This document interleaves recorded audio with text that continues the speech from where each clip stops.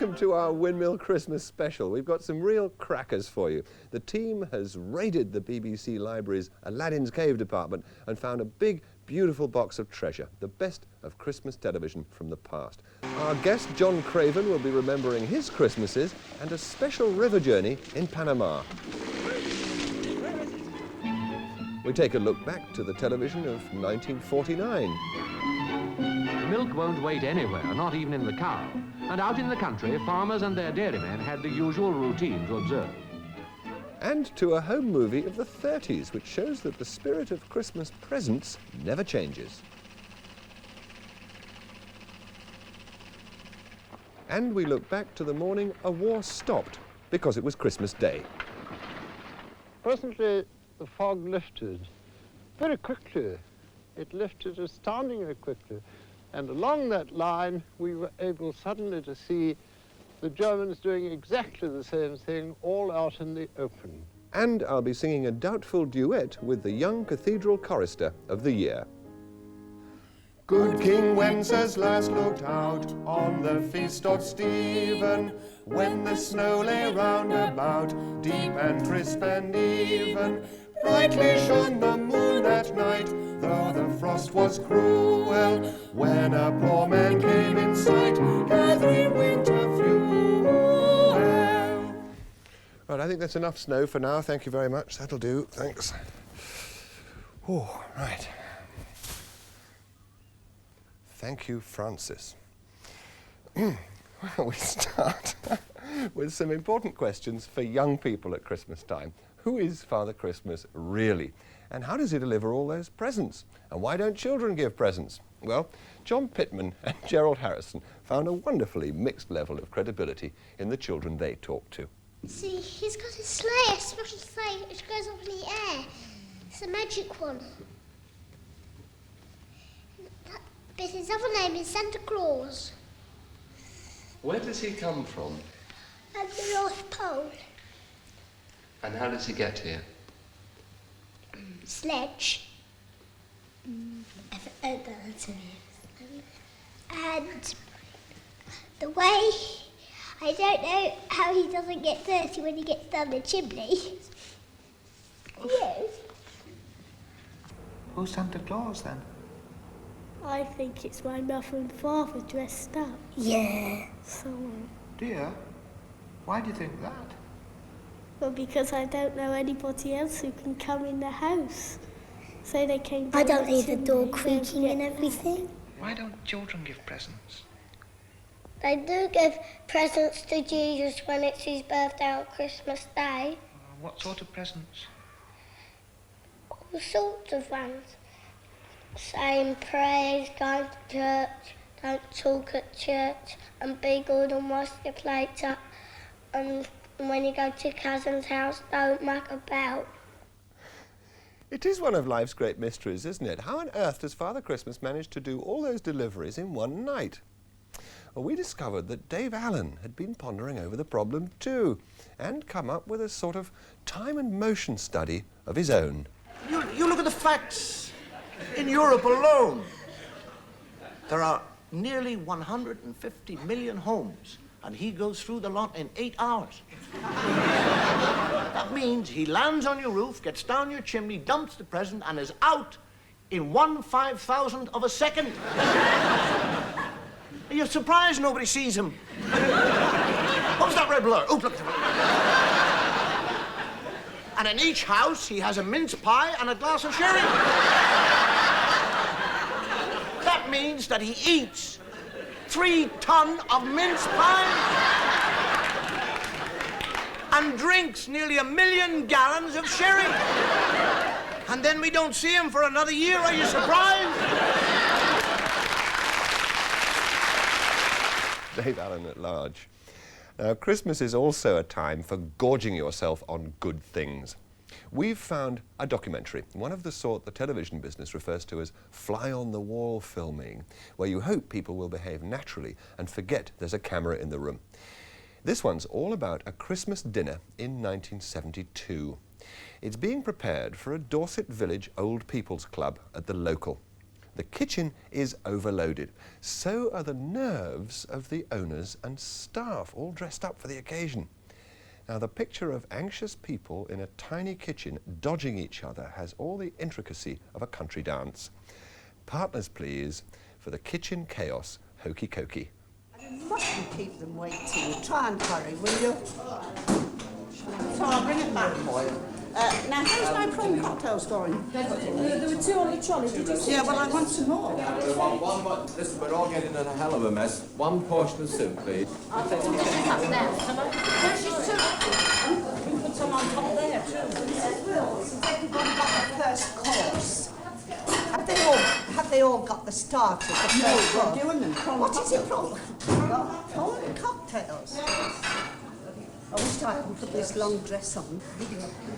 Can I take anything in for you? There's some vegetables in there if they're going to serve extra vegetables. Right, then. Because I haven't take these, and then they... I haven't put any creams or any celery. Right. Mrs. Wills, will you take the vegetables? No, I'll take extra in there, dear. Creams and celery in case somebody wants it.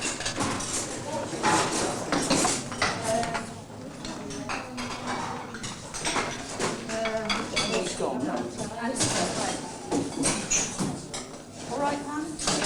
Everything's to go, Mrs. Wills. Well, that's about all, I think. Can you find out? Well, haven't you counted the plates? Don't you know how many?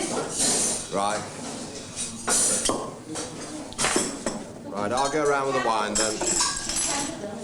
6 cranberry, yes, I done that. 6 of them. Do you know what? Yeah, do you know what Andy said? No. He said that if your waiting was anything like your candle, it wasn't much good. What's he saying? You're miserable thing. Don't worry about it. Commander. Yeah, Simon. No, Commander You've all got glasses charged. I'd like to take the opportunity of wishing you all a very happy Christmas, and it's nice to be all together once again. Happy Christmas, everybody. From real-life chaos to Michael Crawford. Miss Pilbin's attack of mumps means she can't act the part of the angel Gabriel in the village nativity play. There's no one to replace her for the last rehearsal, except the man who built the scenery. You've guessed it, Frank Spencer. It's a cold night, brother. The sheep are restless. Pull that hard. What's that strange noise I hear? Oh, not that hard. That made my eyes water. Music. A heavenly choir. Right, up a bit. Up a bit more. Right a bit. 1 more bag should do it. What's that?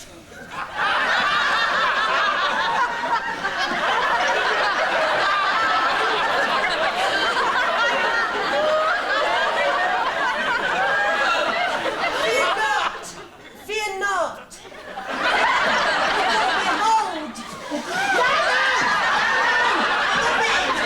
Look, what's this I see? Look, what's this I see?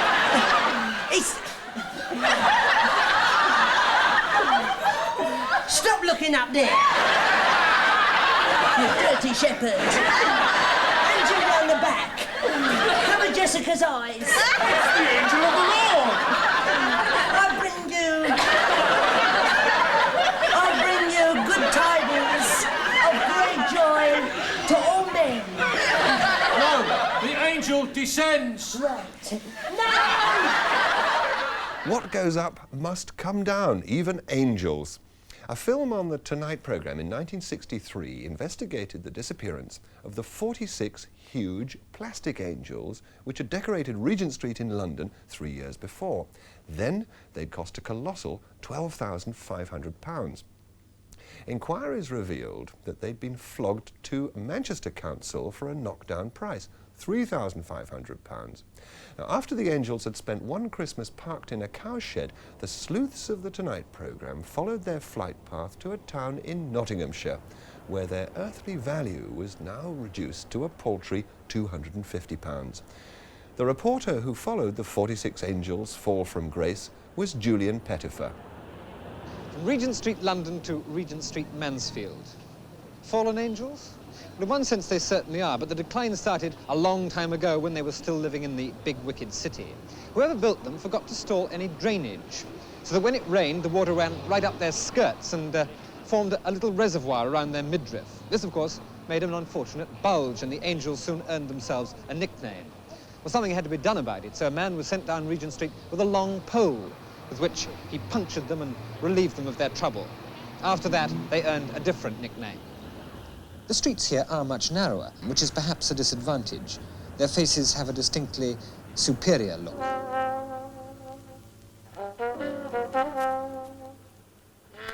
Maybe they'll all feel better when they've been officially switched on. The ceremony on the steps of the town hall is conducted by the Mayor of Mansfield, Councillor A.H. Bailey, supported by the town clerk, Mr. Christmas. Have hung decorations in the main streets near the centre of the town for the festive season. And it now gives me the greatest pleasure to switch on. And so the mayor throws the symbolic switch. Symbolic because the flex doesn't actually lead anywhere. It ends as two bare wires in the public lavatory down below. This is an automated switch on with a difference. Signalman number 1 sees the mayor switch on and flashes his torch to signalman number 2 in Church Street. From Church Street, the signal goes to White Hart Street, from there to Market Street, Stockwell Gate, Westgate, and finally to Regent Street, Mansfield. A complicated chain of command, and one which gave the organisers a few worried moments. But in the end, it worked. And in the end, the pleasure given by the lights is just the same.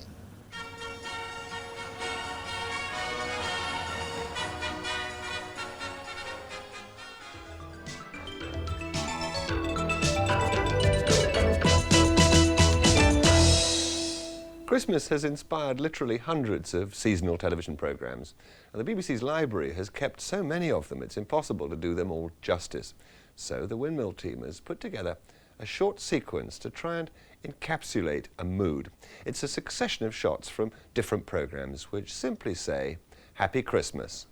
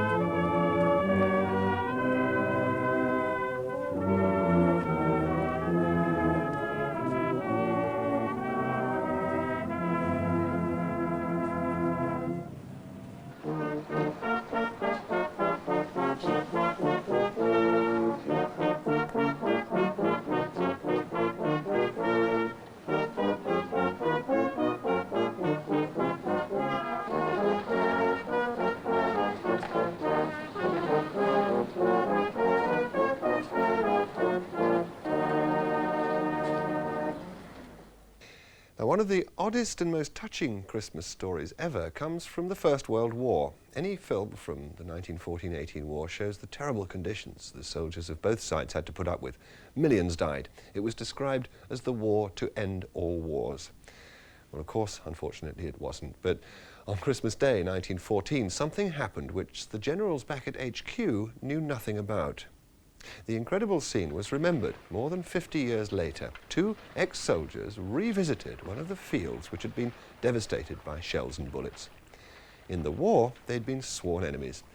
In 1968, on a battlefield which had now become peaceful farmland, they were able to rekindle a special friendship which had only lasted a day. Presently, the fog lifted very quickly.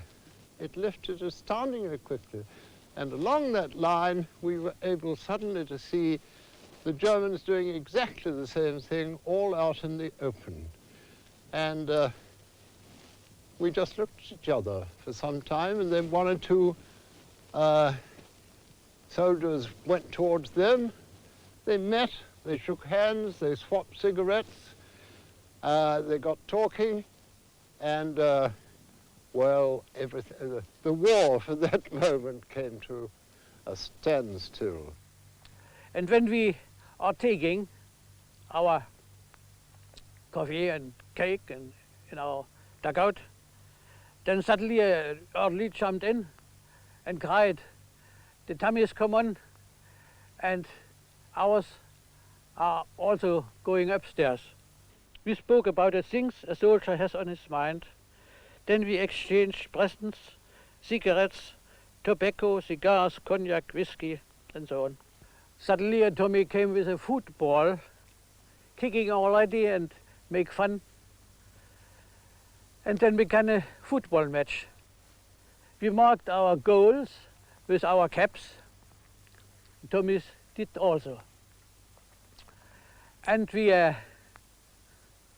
had much kicking, and then, after all, the Germans won the football game with 3-2. I think it was very moving because one had been looking at that part of the country as something dangerous to tread into unless it was quite dark. To be able to walk about in it in daylight was quite a sensation, having treated it as something that you didn't tread on in daylight without expecting to get killed.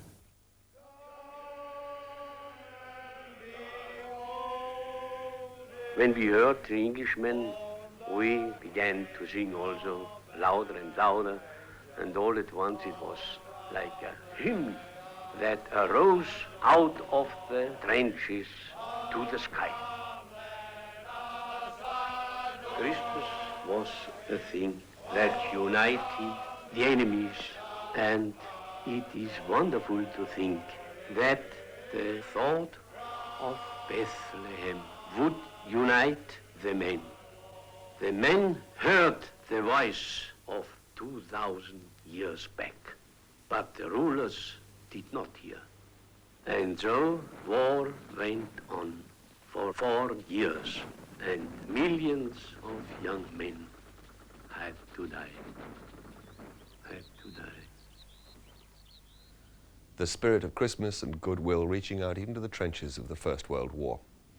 One of the carols the soldiers sang on that one happy day of the war was Silent Night, originally a German song. When King's College Choir sing it in their candlelit festival of carols, they do something which would have been unthinkable during that terrible conflict. They sing it in German.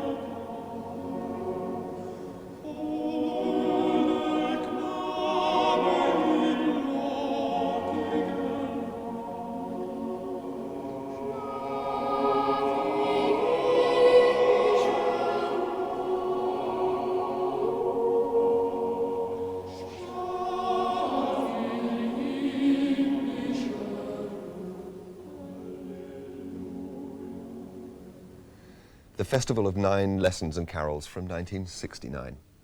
Now, someone who's probably sung more like 900 carols this year is also our first star guest on our Christmas Windmill. He's the Young Cathedral Chorister of the Year, and his name's Jeremy Unwin. Very warm welcome, Jeremy. Thank you. Where do you sing? What choir do you sing in? Westminster Cathedral Choir. Right. Now, what did you have to do to win this award? Well, we went to a church in the city, and the semi-finals, then the finals, right, and then they told you who'd won, the third, second and first. I was the first. It sounds like Miss World competition. Were you terribly anxious when they were giving the results? I bet you were. Yes, I was. Right. But you must have been thrilled skinny, weren't you? Yes. Yeah. Yeah, and your family and everything. Yeah. Now, what effect has it had on you, do you think? It's given me a lot more confidence in the past, since the competition. Now, with Christmas coming up, you must have had a lot of extra singing duties to do with your choir. You've got carols coming out of your ears, haven't you? Right Yeah, now? I have. Right, I'm sure you have. Well, one of the most popular carols is The Holly and the Ivy. Jeremy's going to sing it for us in a moment, but I didn't know just how old a carol it is. The fact is, it's a dance from pagan midwinter festivals. Holly means good luck and boys. The ivy means fertility and girls. Now, Isla St. Clair, in her award-winning series The Song and the Story, discovered that The Holly and the Ivy used to be sung to a different tune from the one we know now. In Tudor times, families used to dance to it. Oh, the holly and the ivy, now they are both full grown.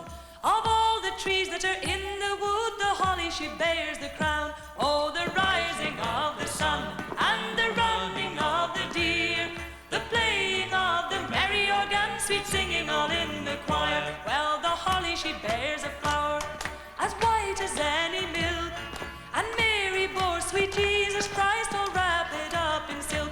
Oh, the rising of the sun and the running of the deer, the playing of the merry organ, sweet singing all in the choir. Well, the holly she bears a berry as red as any blood, and Mary bore sweet Jesus Christ to do poor sinners good. Oh, the rising of the sun and the running of the deer, the playing of the merry organ, sweet singing all in the choir.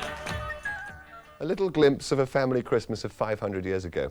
Now, Jeremy Unwin, young cathedral chorister of the year, is now going to sing the same carol, The Holly and the Ivy, but set to a much more familiar tune. He's accompanied by David Hill, Master of Music at Westminster Cathedral. The holly and the ivy, when they are both full grown, of all the trees that are in the wood, the holly bears the crown. The rising of the sun and the running of the deer, the playing of the merry organ, sweet singing in the choir. The holly bears a blossom as white as a lily flower, and Mary bore sweet Jesus Christ to be a sweet Saviour. The rising of the sun and the running of the deer, the playing of the merry organ, sweet singing in the choir. The holly bears a bough as bitter as any gall, and Mary bore sweet Jesus Christ for to redeem us all. The rising of the sun and the running of the deer, the playing of the merry organ, sweet singing in the choir. Very nice, Jeremy, thank you. That was quite lovely. Well, this is where my in-at-the-deep-end instincts ought to tell me to stop while we're ahead. But Jeremy's insisted that we sing a duet, him and me. I'm glad to say he's chosen an easy one. It's Good King Wenceslas. But I should say, in case there's any doubt, most of the time you'll find that mine is the lower of the two voices. That's all I'm going to say. Good luck, everyone. David.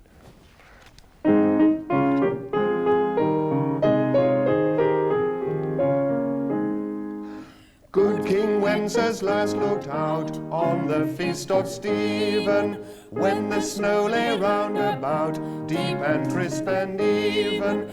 Brightly shone the moon that night, though the frost was cruel, when a poor man came in sight, gathering winter fuel.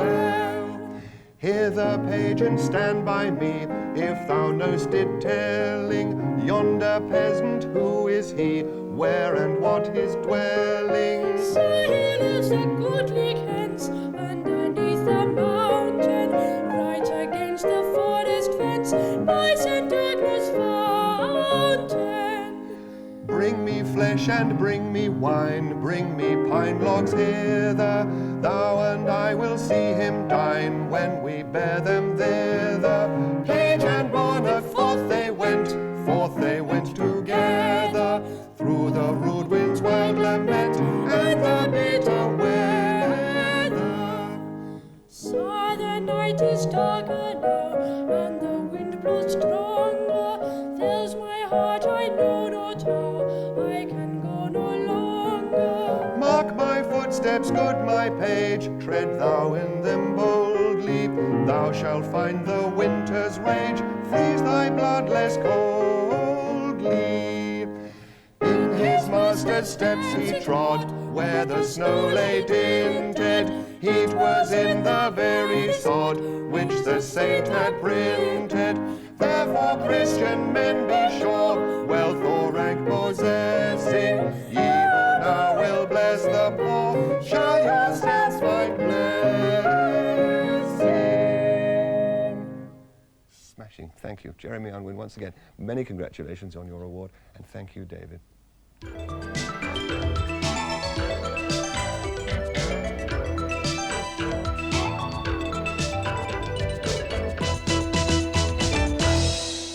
One of the best things about Christmas is the annual duel between ITV and BBC. They call it the ratings war. Now, for months, the planners sit hunched over their schedules, biting their biros and scheming wickedly to make their Christmas programmes more popular than the enemy's. Well, the result for us viewers is days and days of the best telly of the year. It's always been that way. And the BBC library is bursting with some of the most popular comedy ever. So no prizes for guessing what this week's mailbag is bursting with. Yes, it's request time.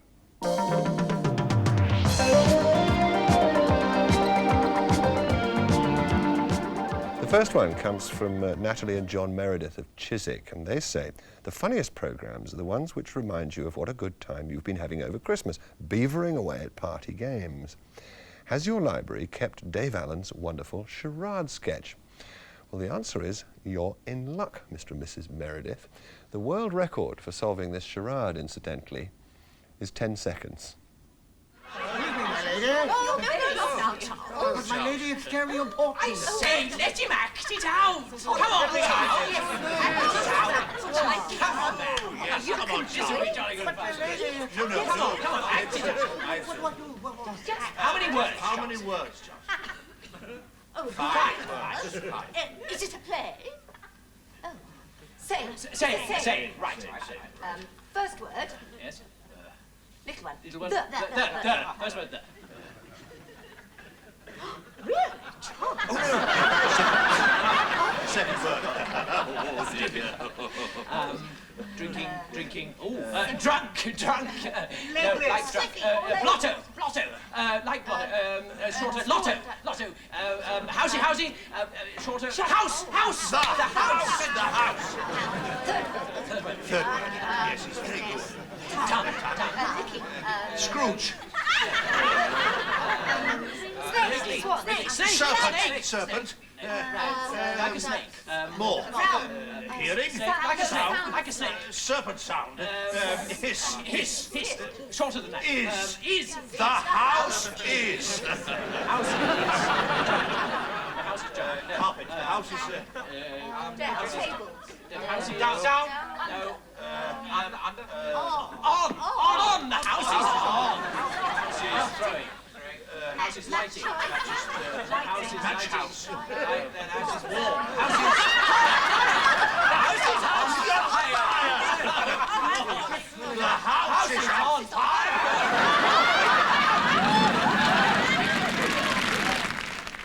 Dave Allen from Christmas 1979. Now the next one, thank you for all your cards by the way, comes from Sue and Chris Scott of the Isle of Wight, and they say, what about the sheer embarrassment of Hugh and Terry trying to persuade their neighbours to play a party game when they're not really interested?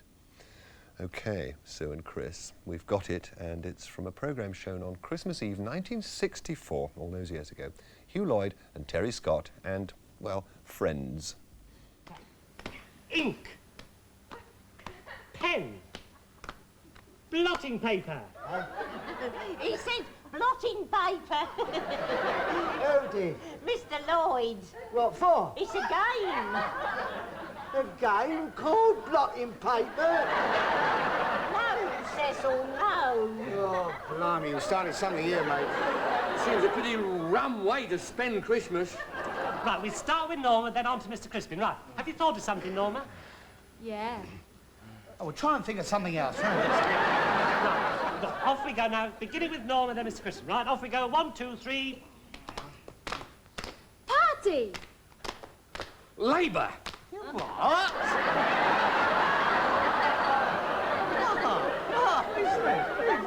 Labour! Well, what's Labour got to do with a party? Labour Party! Well, that's right. Right, you're out, Ted. Yeah, wait a minute. What do you mean out? Look, if you challenge somebody and they're right, then you're out. Well, look, we was only practising, weren't we? Let's do it again, properly. Right, all right, then.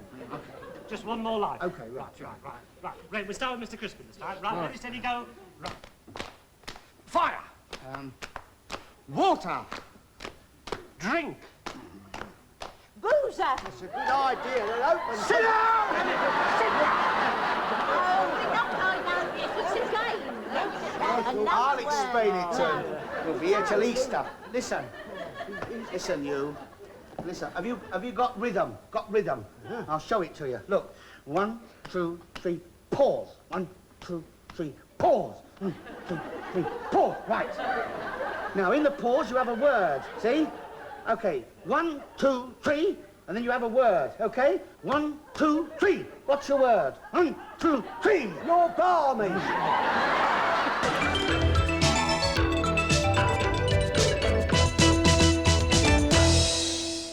Now, a real find. Films like the one we're going to see now are rarer than hen's teeth. This one dates back to a time when most television was live, and the library only ever kept a film if it was of special importance, to use their words. Now, the snag is that you never know what people are going to think is important in 30 or 40 years' time. As a result, too many good films have been lost forever. But this one has survived. It dates from 1949, when the library was only a year old, and it's just solid gold. Apart from the link with Christmas, it also takes old codgers like me back to tiny black and white screens and that distinctive smell of hot valves which used to waft through the little slots at the back of the set. Waft yourself to Christmas 36 years ago and wallow in this. Yes, it was a busman's holiday for many people. Even on Christmas Day, the wheels must not stop turning altogether. And while we were sitting, replete and cosy by the fire, unnamed heroes and heroines carried on the essential services that gave us our comfort and our safety. The milkman, for instance, he was early abroad on December the 25th, wheeling through the quiet streets his trolley and his greeting.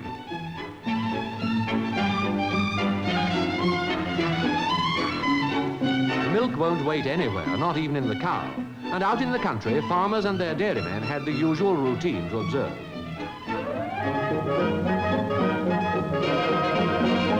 The postman had his rounds to make. Belated cards and parcels from thoughtless people who did not post early for Christmas. And there were still Sunday newspapers. The newsagent and the paper seller were on the job. And speaking of news, there were the BBC services, with producers, announcers, artists and engineers all hard at work, making other folks' holiday bright and musical.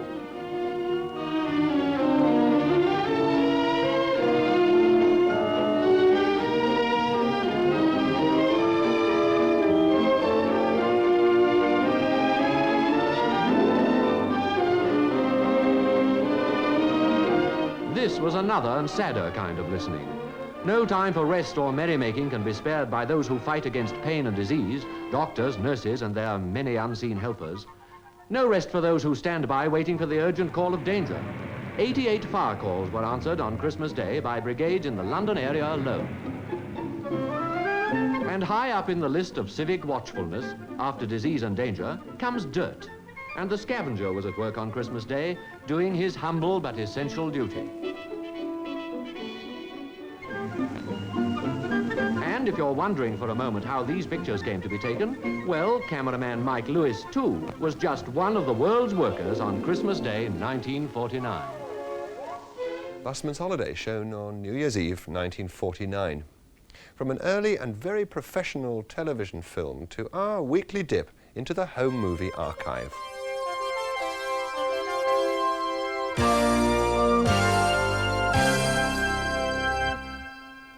Colour film was rare in the 1930s and the quality a bit dodgy, but this fragment of amateur film was shown in the series Caught in Time in 1977. It's all about Christmas shopping in London, and James Cameron's commentary says all that need be said.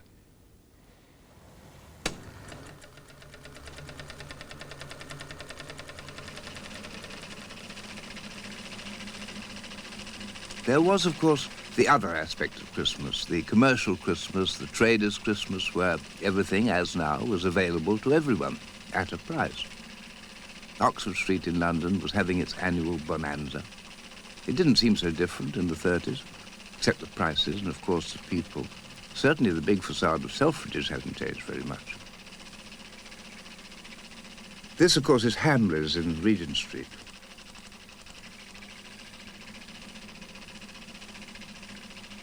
But Gamages now, that's a thing of the past. I'd forgotten, if indeed I ever knew, that they used to have a real circus inside. Where could they have put it? You can still see this here and there, the pavement toy shop, all these madly ingenious clockwork things. Did they already come from Japan, I wonder? I don't like the look of that crawling toy baby, liable to be trodden on at any moment.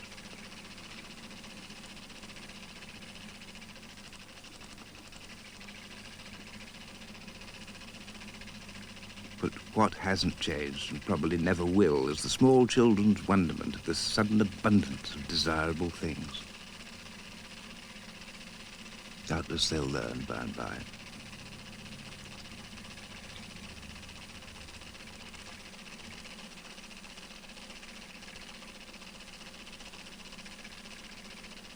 Christmas was probably even more than it is now the children's occasion. Is it reasonable to feel that they were less sophisticated 30 years ago? Or do we just suppose that they should have been? Everything is bound to be new and wondrous when you're 6. Well, now it's time to meet someone who is eminent, famous, and very nice with it. It's Windmill Guest Time.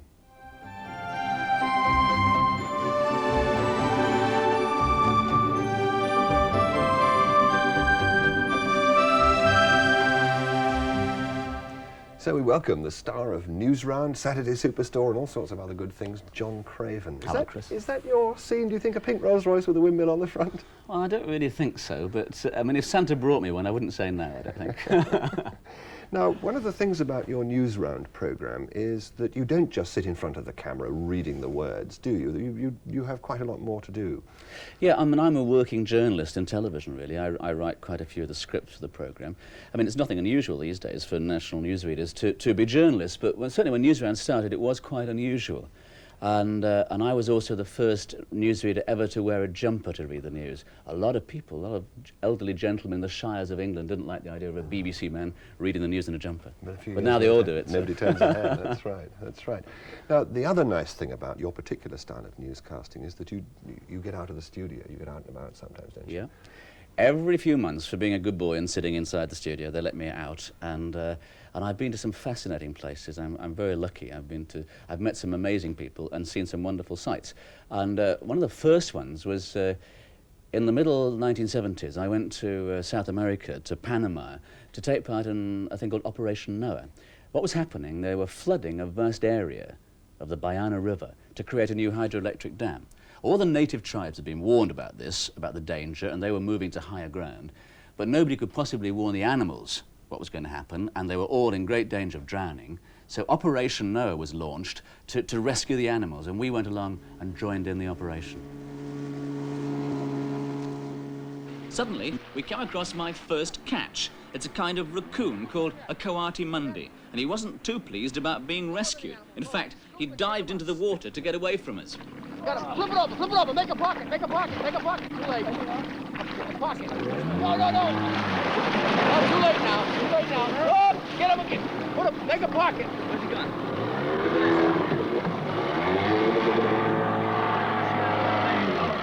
Just flip the net over, double it over. Okay, flip it over. No. Quick, bring him in the boat. You got him.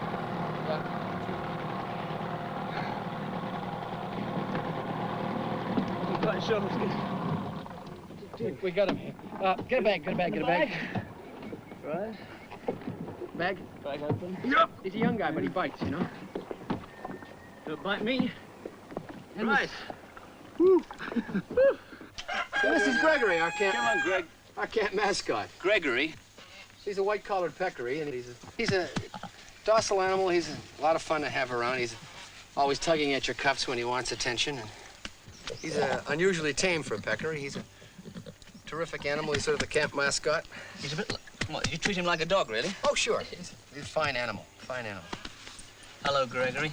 Oh! You can see he does have tusks. He knows how to use them if he has to. Why do you call him Gregory? Because he's a peccary, a member of the wild pig family.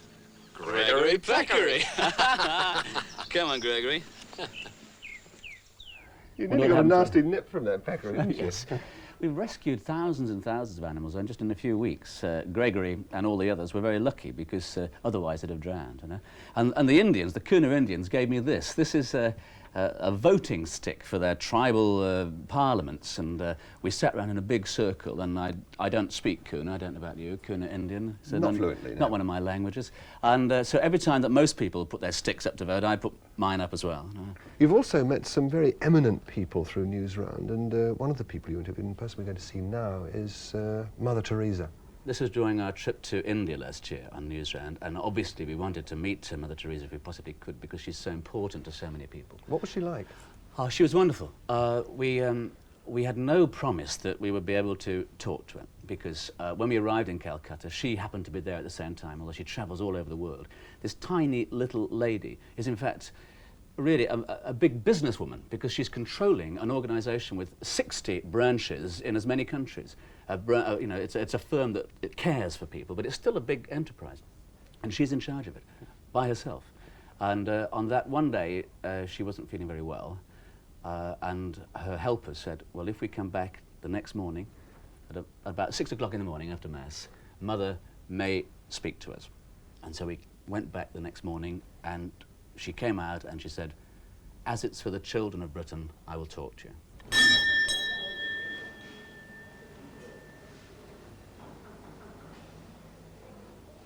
My first impression of Mother Teresa was how small and frail she is. But she has amazing stamina. The day before, she'd been in Delhi. The next day, she was flying to Rome. And although she was very busy and she wasn't feeling very well, she found time to show me round. It was early morning, and Mother and the 300 nuns who live here had just finished Mass and were preparing for the day ahead. How old were you when you decided you wanted to become a nun? 12 years. And why? Because it's the call of Jesus, no?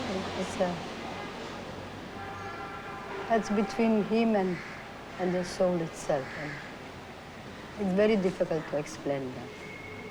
And did you ever imagine when you began your work here that your mission would eventually become worldwide and that you would become so famous? Nothing at all. Fame has made the presence of the poor very much known. Because in the world there is more concern, more awareness of their presence. Because they are connecting me with the poor and the poor with me. So in talking about me, naturally they speak about the poor. In helping me, naturally they are helping them. Mother Teresa's watchword has always been, God will provide. And over the years, donations have come from many countries. The mash is made from wheat, rice, vegetables, egg powder and spices, and there's enough to feed 2,000 people every day. And Mother Teresa told me that the money to pay for the bread at the centre is raised by children in Britain. For these people, this is the only proper meal they will get today. God and Mother Teresa will provide. We only met her very briefly, Chris, you know, but I think she's the most memorable person I've ever met, and she was the person who is really sort of carrying the message of Christmas out to the whole world, really, I thought. A wonderful experience. That'll stay with you for the rest of your life, absolutely. Yeah. Do you have a family Christmas at home? Yes, I'm very lucky because Newsround is one of the few news bulletins in the world, I think, that takes a break at Christmas. So I have the chance of being at home with the family at Christmas time, and unlike a lot of my friends in the business, I don't go in for pantomimes and things like that, so I just stay at home and enjoy myself. Oh, yes, you do. You took part in a pantomime once, remember? A telly-pantomime. A telly-pantomime, Yes. For Swap Shop. That's right, good old Swap Shop. Yes. Now here they come with gliding steps to greet their little sister. Just listen to their cheery cries. They're saying how they missed her. Where have you been, you horrid wretch? Gawping at the telly? Why aren't these pots shining clean? Why is this pan so smelly? That is my face cream, sister dear. Perhaps you'd like to try some. A gal must always look her best to catch a fella handsome.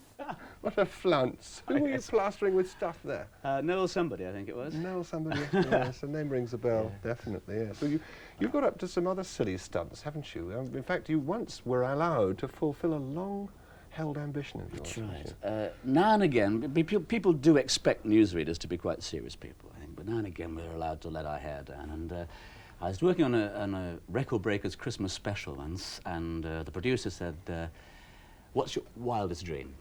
Everybody can have a wild dream come true. And I remember as a boy going to the Leeds Empire Theatre and seeing all the tops of the bill, the big singing stars. They used to walk down a big staircase. Do you remember these sort of staircases they had? And the microphone would come out of the floor and they would sing their big signature tunes. That's right. So that was always been my ambition, but unfortunately I can't sing. Can't get a single note right. But Alan Russell, the producer, said, oh, we'll make it all look wonderful. And he did. Ladies and gentlemen, we proudly present the unique voice of superstar John Craven!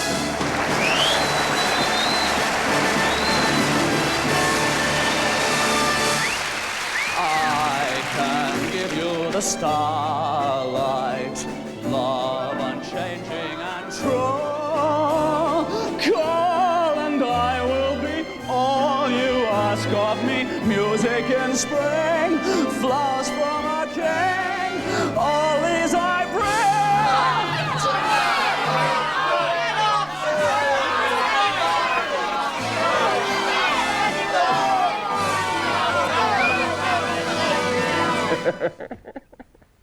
Oh dear, singing Ivor Novello, dressed as Gary Glitter. They never told me the microphone was going to move. They forgot to mention that too. They forgot to mention it, and the orchestra played slightly out of key as well. Right, and the Wasn't shoes. just my voice. The shoes, the 6-inch heels. John Craven, it's been a real pleasure having you on Windmill. Thank you very much for thank being you, such a Chris. smashing Happy guest. Christmas to you. And to you.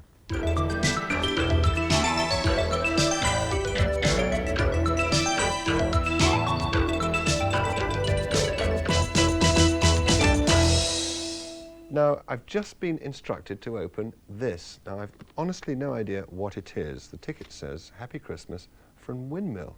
It's my Christmas present from the team. Well, it's rather embarrassing opening it in full view of a television audience, but I shall do so nevertheless with great sense of excitement. And, okay, I think it's China. It's well wrapped up, and it's... Oh, it's beautiful. Look at my windmill. Oh, how lovely. Thank you very much, Windmill team. I shall treasure that. Isn't that nice? Well, we'll have it here in our set. Well, from all of us on the Windmill team, including me, let us wish you a very happy Christmas. See you next week. The last word goes to Jeremy Unwin. Goodbye. Once in Rome.